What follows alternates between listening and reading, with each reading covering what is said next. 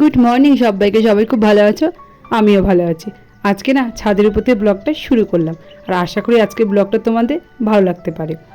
আর আমার কাছে না খুব সুন্দর রজনীগন্ধা ফুল ফুটেছে, তো ভাবলাম তোমাদেরকে একটু দেখিয়ে দিই। আজকে কিন্তু আমার কাছে অনেক ফুল ফুটেছে, কিন্তু তোমাদেরকে না আমি দেখাতে পারলাম না। তাড়াতাড়ি করে পুজোর জন্য ফুলগুলো তুলে নিয়েছিলাম, সেই জন্য না আর দেখাতে পারলাম না। আর ফুল তোলার সময় যে ভিডিও করব আমার একদম মনে ছিল না। তো এই পরের দিন যেদিন ফুল তুলবো তোমাদেরকে দেখিয়ে দিব।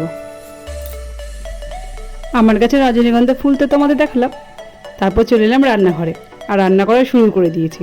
আজকে তো মাছ রান্না করব, আর মাছটা নয় প্রথমে ভেজে নিচ্ছি। সকালে না ঘুম থেকে উঠতেই দেরি, আর এত কাজ থাকে না, কাজের শেষ থাকে না।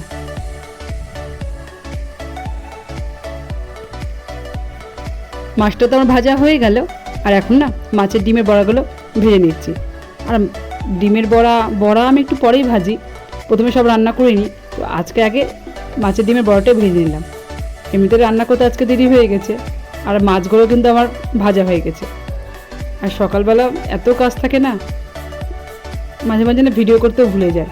এত মানে তাড়াহুড়া করে কাজ করতে হয়, আর একবার করে কাজ করতে হয়, আর একবার করে কিন্তু আমার সোনামাকেও আবার দেখতে হয়।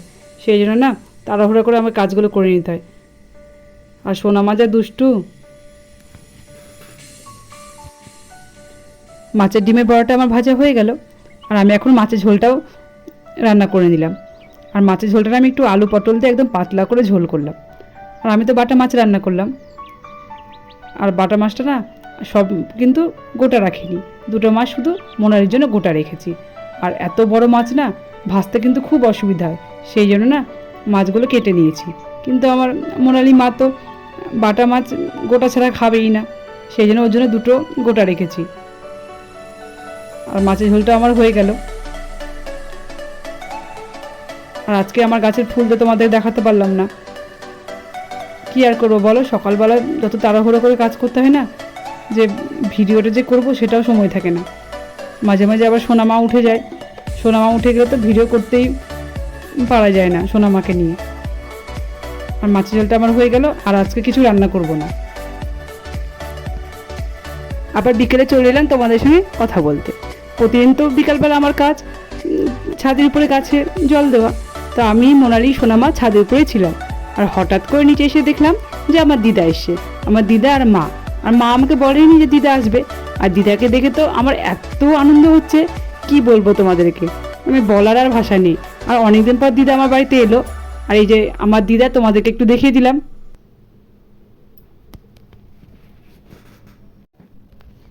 আমার দিদা এসে তোমাদেরকে তো বললাম। আর দিদাকে না আমি একটু মুড়ি মাখিয়ে দিয়েছি সিঙ্গারা দিয়ে। আর আমার সোনামাকে দেখো বম্মার কাছে বসে আছে। আর আমার সোনামা তো বাড়িতে একাই থাকে, আর কেউ আসলে যে ওর এত আনন্দ হয় না কি বলবো। আর ও কিন্তু আজকে খুব খুশি, বম্মার সঙ্গে বসে বসে গল্প করছে আর মুড়ি খাচ্ছে। আমার দিদা এসে তোমাদেরকে দেখালাম, দিদা আর মা এসছে, আর বসে বসে না গল্প করছিলাম দিদা আর মায়ের সঙ্গে। অনেক দিন পরে তো দিদা আমার বাড়িতে এলো, দিদা তো আসেই না না। আর গল্প করতে করতে ভুলেই গেছি যে আমাকে তো সন্ধ্যা দিতে হবে, আর সন্ধ্যা কিন্তু হয়ে গেছে। আর আমার মোনালির মা বুঝতে পেরে গেছে যে মা তো এখন দিদুন আর বম্মার সঙ্গে গল্প করছে, আর মা মনে হয় ভুলে গেছে সন্ধ্যা দিতে হবে। আর আমার মোনালি মা ঠিক চলে এসে সন্ধ্যা দিতে। আর আমার মোনালি মা কিন্তু খুব সুন্দর করে পুজো আর সন্ধ্যাটা দেয়। এর আগের ভিডিওতে তো তোমাদের দেখিয়েছিলাম আমার মোনালি মায়ের পুজো করা, আর এখন দেখো সন্ধ্যা দিচ্ছে। আর ভাবলাম তোমাদের একটু দেখিয়ে দিই। আর আমার মোনালি মা কিন্তু খুব সুন্দর করে সন্ধ্যাটা দেয়।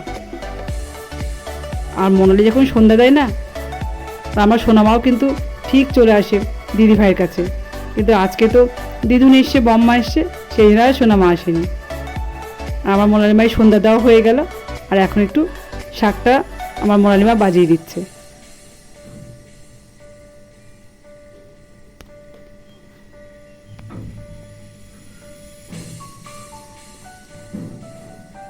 হয়ে গেল, আর আমি চলে এলাম রান্নাঘরে।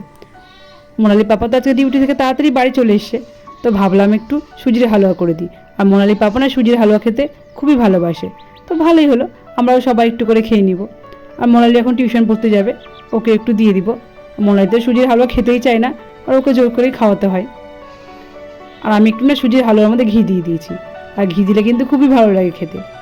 আর আমার সুজির হালুয়াটা করা হয়েই গেল। তো বন্ধুরা, আজকের ভিডিওটা এ পর্যন্ত।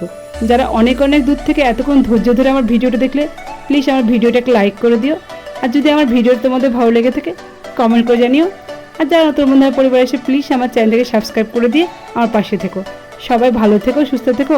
তোমাদের সঙ্গে দেখা হবে নতুন একটা ভিডিওতে। সবাইকে টাটা।